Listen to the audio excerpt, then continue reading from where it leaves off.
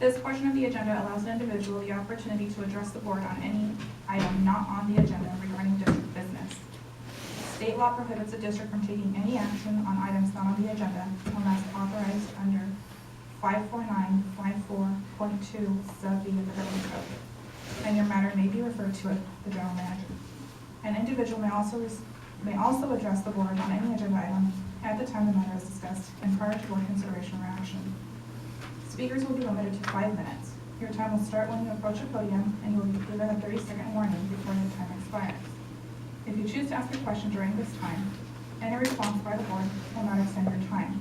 Questions may be referred to the general manager to be answered at a later time after the meeting.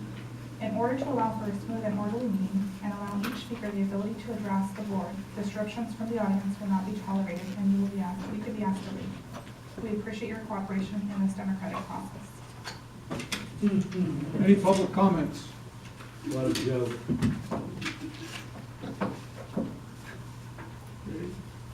Hearing none, we'll move to minutes. M1, approve October 20th, 2015 regular board meeting minutes.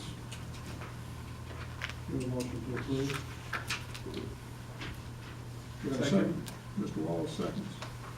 All those in favor signify by saying aye. Aye. Opposed? 5-0. Moves to the consent agenda. We'll look at CC1 cash balance August 2015, CC2 cash balance September 2015, CC3 treasurer's report first quarter 2015, CC4 approved check voucher register dated 10/13/2015 to 11/09/2015. Do I have a motion? So moved. Second. Any public discussion? Okay, all those in favor signify by saying aye. Aye. Okay. 5-0. Okay, we're going to go to item CC5, approved check / register, voucher register dated 10/13/2015 to 11/09/2015, related party. I'm going to step out of the room. Related party is my brother and his wife, Carl Sarger. Okay.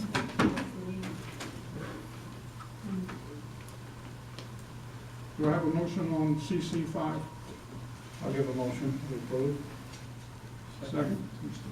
Mr. Wallace, second. Any public discussion? All those in favor signify by saying aye. Aye. 4 with 1 absent. Okay. Moves to public hearing. We're going to look at PH1, introduce ordinance number 2015-1, an ordinance of the Rosamond Community Service District amending ordinance number 92-6 for the limited purpose of establishing and/or amending certain district charges and fees. Madam Counsel. Yes, first, it would be appropriate to open the public hearing. Okay, we'll open the public hearing at this time.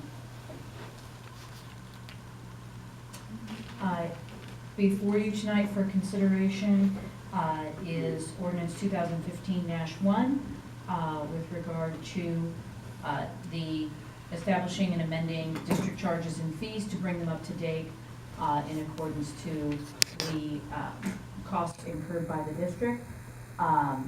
The fees are set based on the cost to the district providing the services, and the ordinance sets up those changes.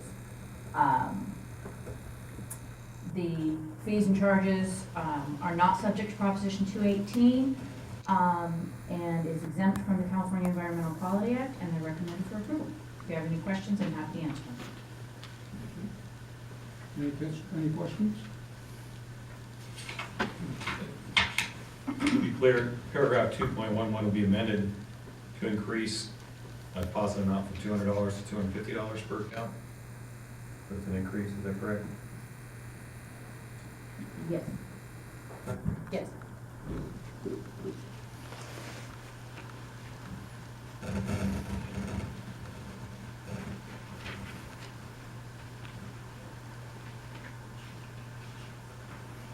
And other than the increases, The other changes are, there are other changes that don't have to do with increases, is that correct?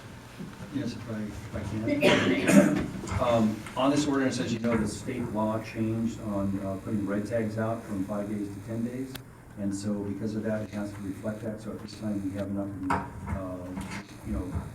billing for a red tag fee. And so that's mainly the reason that this ordinance is back. The reason for that is because the original ordinance that set these fees, it was amended for that 10-day period by resolution, and you can't do a resolution amendment, you have to use an ordinance to amend the ordinance. So that's why we brought it back to you sort of as a cleanup. Yeah, I guess my question is there a reason why we can pass this without, can we pass this without having the increase on $200 for the hotel? There's nothing to prohibit that, right? Other than the fact that you would not then be collecting all of the costs incurred by the district for providing the services, no. There's no reason you can't do that. There's no law, there's no legal reason to prevent you. However, it would result in the district not collecting the costs it incurs. And for that's providing based on what, a calculation that it costs more than $200 per deposit? Correct.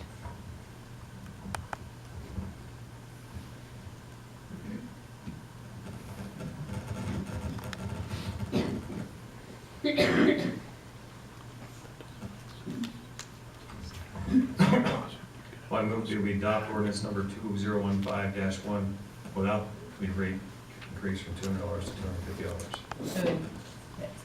So, omitting paragraph C. If that's the correct one, sure. I don't have paper clips, so I might have to look for the tablet here. It'd be section 1, paragraph C, is what you're proposing approval of the ordinance, excising section 1, paragraph C. Not excising, but it should be $200 a month otherwise. Right?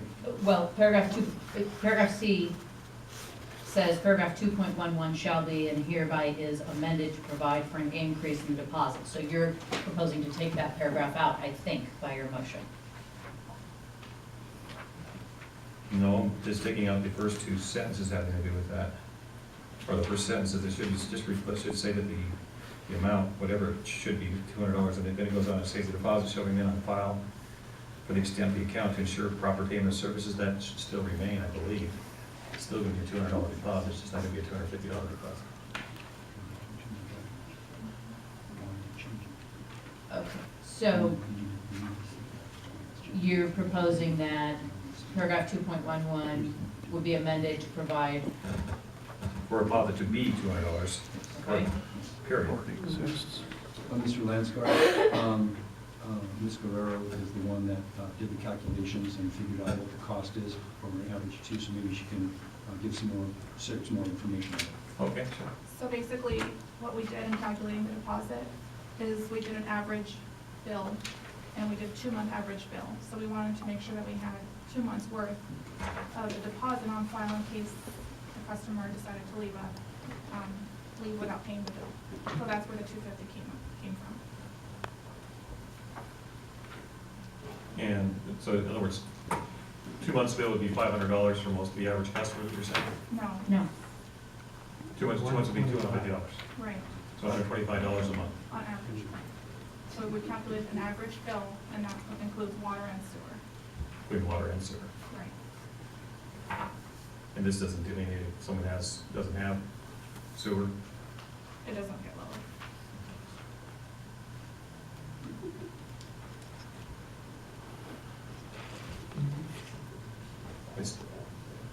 I'd still like to see it remain at $200. I don't think that's a huge of a deal. I think that's a good, I'd rather make a calculation, but this is punishing our constituents anymore, but with a higher deposit at this point in time, are we losing a lot of money?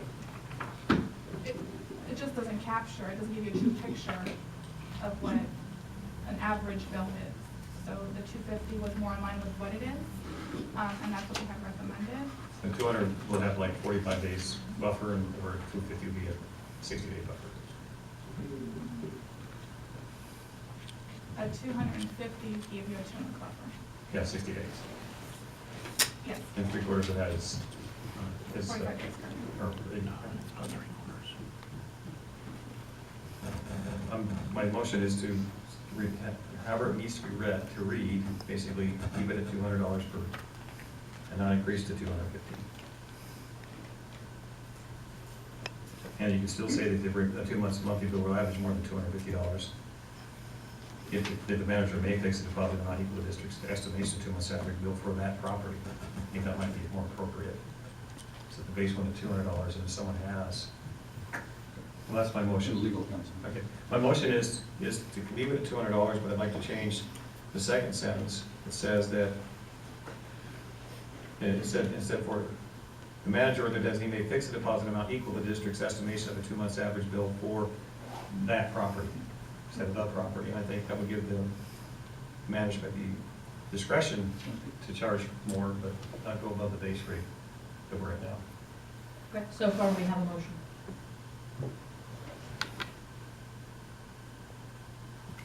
Do we have a second on the motion? Okay, we have a second on the motion. Further discussion?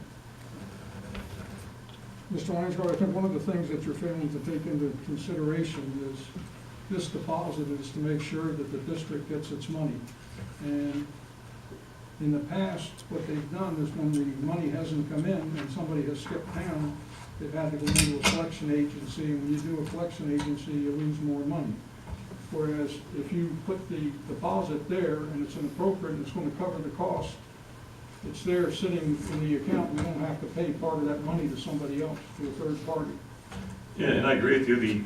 My motion does, it still gives the district staff the ability to say, I want 2 months, but the baseline is 200, not 250.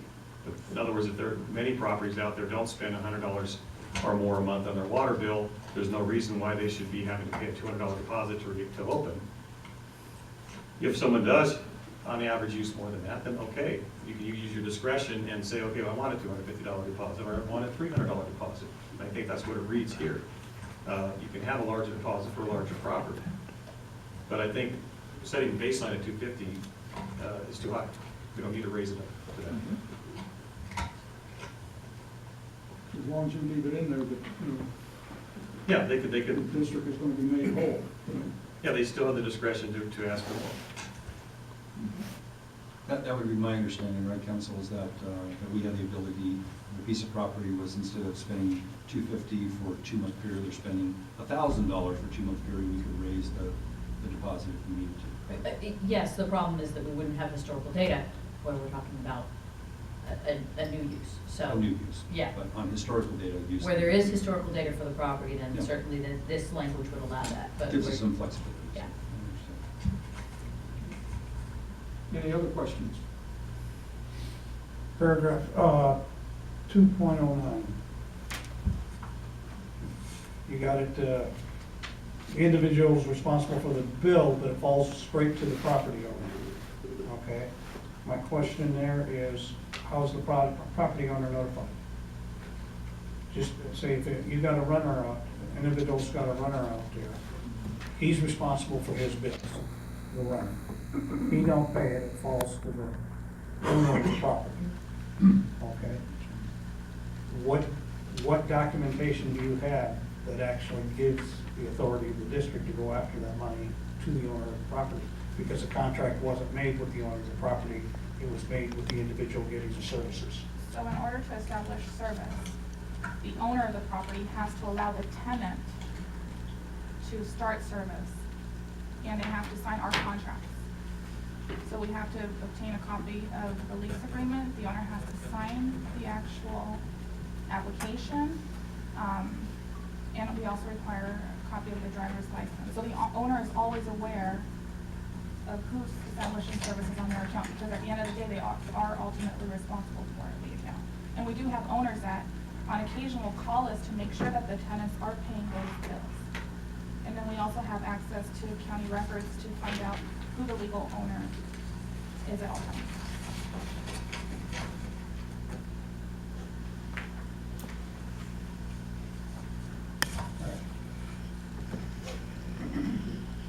Any questions? Mr. Coleman? Anybody? I'm fine with it the way it was. All right, we'll open it up for public discussion.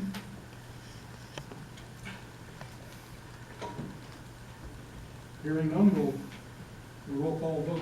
Close the public hearing. It'd be appropriate to first close the public Okay, hearing and let's then close have the a roll call public vote. hearing, and then we'll take the roll call vote. Director Lansford? Aye. Director Schindler-Decker? Aye. Director Glennon? No. Vice President Wallace? Aye. President Hay? No.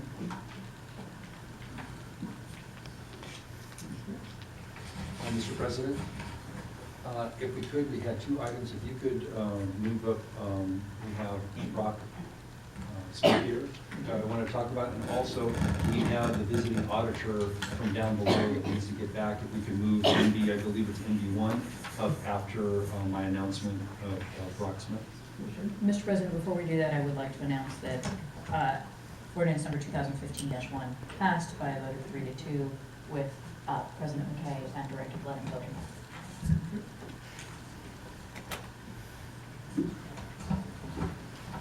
All right, so you want to make your presentation? Yes, thank you. As you know, we have Brock Smith here, who's been in our engineering department and done a great job as one of my right-hand people here that makes this agency run great and everything. I just wanted to announce that we are moving up to the title of Director of Public Works, which is more in line with the job that he's been doing, and so it's a little bit of a promotion for him. And we're glad to keep him here. We don't want to lose him, so just want to make that announcement publicly for him. So he's done a great job. Congratulations. Thank you. And then NB1 is the audit report. So we'll move to item NB1, 2014-2015 audit presentation. Mr. President, if I could introduce Terry Shea. He's the audit partner, CPA from Rogers, Anderson, Alley, and Scott. They are our new auditors this year that we procured through the RFP process, as you'll recall, and I'll turn the presentation over to Mr. Shea. Good evening, Mr. President, members of the board, district staff. We really appreciate the opportunity to be able to serve the district. And I want to thank Mr. Rockerbrand and his staff for the assistance that and the rest of the district that gave to us during the audit. First thing we're going to go over is this letter. And this is, it's called the Statement on Auditing Standards, number 114, and it's communications with those charged with governance. The first paragraph states that we have audited the financial statements of the Rosamond Community Service District for the year ended June 30, 2015. And then the first part is significant audit items. And it states qualitative aspects of accounting practices. This is management is responsible for the selection and use of appropriate accounting policies. The policies you guys use are described in note 1. There was a big new policy adopted this year, which was GASB 68, which we'll go to when we get to the statements. The bottom part of this page explains there are accounting estimates in this, and the two biggest estimates in here are depreciation and then the pension liability, which is an actuarial value. Turn to page 2. We encountered no difficulties in performing the audit. There were no corrected and uncorrected misstatements. We had no disagreements with management. We did obtain a management representation letter from the district president, or the district board general manager, and then we did not consult with the other accountants. Any questions on this letter? Which letter are you referring to? You're referring to the, It's this letter here dated November 11th. because there's one at the beginning of the audit, one at the end, I think, right? Yes, this is the one at the end of the audit. That's with the page, I have page 70, is that right? Page 69, 70? No, that is the internal control letter. That's what we do as part of government auditing standards. So we look at internal controls and then compliance with state laws. I don't want to have a flip from one page to another. This one wasn't in with the report. It should have been a standalone letter. Yeah, but, well, Okay. something that was, I think, scanned before the audit report itself. Is that right? The first 2 pages. First 2 pages, that's about 70 pages up. And those are required. This report is a requirement. In the old days, Brad's too young to remember this, but we never even had to speak to the board or talk to the board. Now we're required to communicate to at least twice. So Okay, and this is what goes where then? Well, now, do you file it somewhere? Does it take a look at this, or how does? just to the board of directors, and management can keep and file it, and the staff probably has a copy that you keep. Okay. So you're asking if you have any questions about this letter? Yeah. And then we can move on to the next part. Yes, the next part is the audit part. Yeah, we're required per our standards to go over this letter with the boards. And this gas fee changed, what, 10 years ago as far as how it's being reported publicly, or Regarding this, regarding, in general, depreciation, for example, I don't think was ever included in public entities until 10 years ago. And, yeah, GASB 34. Your general government funds never had to report depreciation, just the capital assets. But that was GASB 34, which was 2002, and you guys were probably a third year, so you're probably like 2004, 2005. Okay. And there's up to almost 80 GASBs now, and so they've really come a long way. So. Government and county standards. Government gas county standards. When I was in school, there was only like 25 FASBs and no GASBs, now there's 100 and some on each. Okay. Is it helping? It clarifies, but also confuses. So. And it's easier to get a hold of the information now with the website. You have access, all our staff has all the GASBs and FASBs, everything on their laptops. So at that point, it really helps. So just got to get the auditors to read it. And then, I guess one question I did have on page 3 is signed Rogers, Anderson, Malady, and Scott. I don't see a name there. We usually just sign the firm name. We usually sign individual names. Is that appropriate? Absolutely. So everybody's responsible, right? That's the signature on behalf of the firm. Right. So that's the firm signing off on this letter rather than any one representative of it. It is more binding. So they're all putting their assets on the line. Correct. We are an LLC, and so there's some joint and several. So, Right, but the LLP, right, which is what it right. says, LLP. the LLP is fully on the line. Yeah, okay. Right. And so now we will go to the audit. And if you turn into page 1, that is our opinion letter. And the first paragraph states what we have audited. We've audited the company financial statements of the governmental activities, which was your park and rec and your street lighting. And then the business type activities, water and wastewater. And then each major fund as of June 30th, 2015. Same thing, management is responsible for these statements. Our responsibility is to express an opinion on these statements. And if you turn over to page number 2, the second paragraph there, we state that we believe that the audit evidence we have obtained is sufficient and appropriate to provide a basis for our opinion.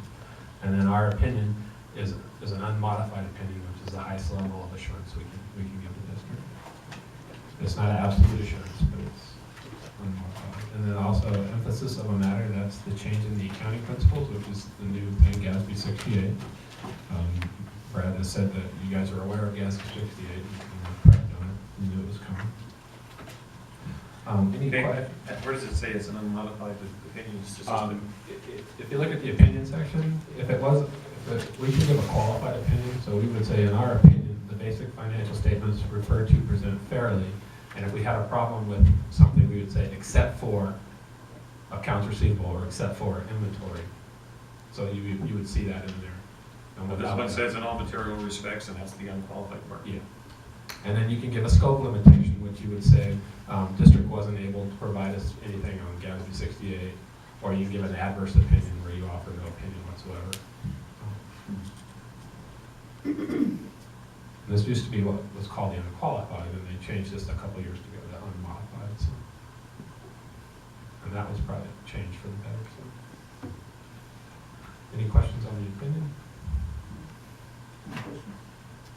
No. This is the first year that you prepared this opinion For this district. for this district, okay, Yeah. so. As part of the audit, we came up, I think it was May or June, we came in, we did interim, we looked at all your processes, we did walkthroughs of your accounts payable, your payroll, your billing, your cash receipting, we selected transactions, we looked at that, we got a hold of last year's management comment letters and made sure all those items were taken care of. And pretty thorough, and then we pick a sample of each, I don't remember exactly how many transactions, and we test those to make sure you're following your policies and procedures. And the district is doing a good job of following their internal procedures. So for the year ending June 30th, we get an A+, is what you're saying? I would say A+, sure. Okay. Thank you. that. Any other questions? On the opinion? All right, a couple highlights in the statements. If you look on page 8, which is your MD&A, and this is the budget versus actual, which is the whole district as a whole. And you could tell you budgeted, you wanted a net positive change of $972,820, and you ended up with $971,042. And so your budgeting did a great job, and that's key, you know, to being successful, is to having a good budget. So.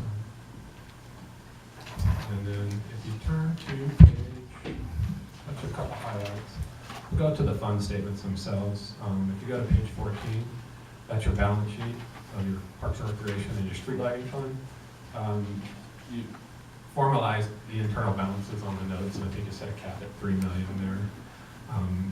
But each one, they do have cash at the Parks and Recreation street lighting. There's no fund balance in the Parks and Recreation due to the liability that owes the water or the wastewater fund. If you turn to page 16, you actually had a positive net change in fund balance this year in both Parks and Recreation and street lighting, which is a positive sign. So down there towards the bottom of the page, the 40,000 and 29,000. And then if you turn to page 18, that's your statement of net position for your enterprise, which is your water and your wastewater funds. Both those funds are in great financial shape. At the bottom there, you see what's called a deferred outflow of resources, which is new to you guys this year, and it's related to the pension, and I'll go over that in a minute. If you turn over to page 19. Hang on one second. Sure. Did both water and sewer improve their position as well? If you go to page 20, down there at the bottom, water had a loss of about 57,000, and sewer had a gain of $1.6 million. Water lost 57, sewer gained $1 million. Yeah. Okay. And so they both have healthy net positions. So if you look over at page 19, you can see the unrestricted net position for the water is 7.7 million, and then the unrestricted for the wastewater is 7.1 million. And then if you look at your total operating expenses plus your depreciation, you're at least almost 2 to 1 in the water and almost 3 to 1 in the sewer. So you have healthy reserves in case, which is good. And then cash flows is always interesting because it kind of takes the income statement and moves it to a cash basis. So if you look at over at page 21, both water and sewer, wastewater, ended up in net positive cash positions. Water added 415 and sewer added 532 down near the bottom. So any questions on any of the statements? If you go back to page 19 real quick, you can see where the pension stuff comes in. And the pension was allocated a portion to the Parks and Recreation Fund where some salaries were charged, and then to water and wastewater. And you can see the amount allocated to the business type activities kind of in the middle of the page there, 710. What page are you? Page number 19. So you had net pension liability of about 787,000, and then what was allocated to the governmental funds was